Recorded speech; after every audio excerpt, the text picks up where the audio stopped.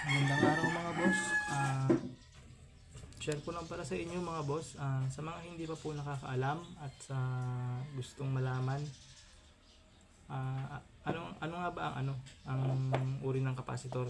So ito lang po yung uri niya. Meron po tayong non-polar at polar.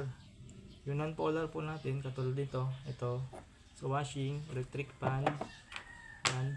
Mga non-polar po yan, walang polarity. Kahit magkabaliktad ng connection, okay lang. So yung mga polar naman po katulad nito, ito polar po yan, may ano po sa gilid, guhit, saka to yan, may polar, may polarity po yan. Ito po yung negative niyan, ito yung positive, kabila yan, kabilaan. Hindi po siya pwede magkabaliktad ng kabit, kasi pag nagkabaliktad po yan, puputok yan, sira. So paano nga ba i-test yung capacitor? So ito lang po, kung may tester po tayo, set po natin yung tester natin sa capacitance.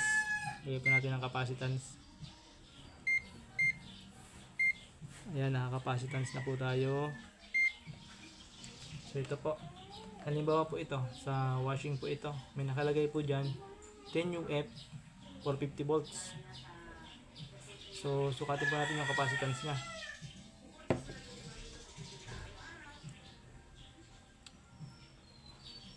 Ayan, nakita nyo mga boss, almost 10 UF. So goods po yan pag ganyan ang reading.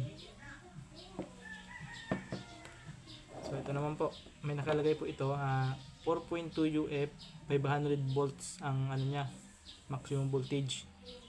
Yung UF po, tingnan natin. Ayan, goods po yan, 4.2. So ito nga po pala, meron ito isa. May nakalagay naman po 1.5 UF 350 volts. Testing natin capacitance nya. So yan mga boss, nakita nyo 1.0, ibig sabihin 1 UF na lang po siya.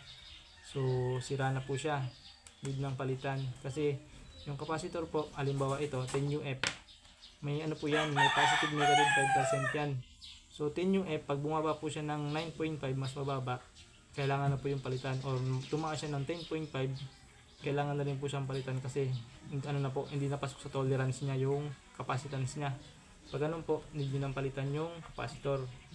So share ko na rin para mga boss, halimbawa yung sa electric fan o dryer or washing machine nyo, halimbawa umuugong na lang siya or mahina na ikot, minsan ang palitin po doon capacitor. Need nyo siyang palitan ng capacitor kasi yung capacitance nga po nun baka mababa na, kaya ano na po, umuugong na lang siya. So yun lang mga boss, yun lang.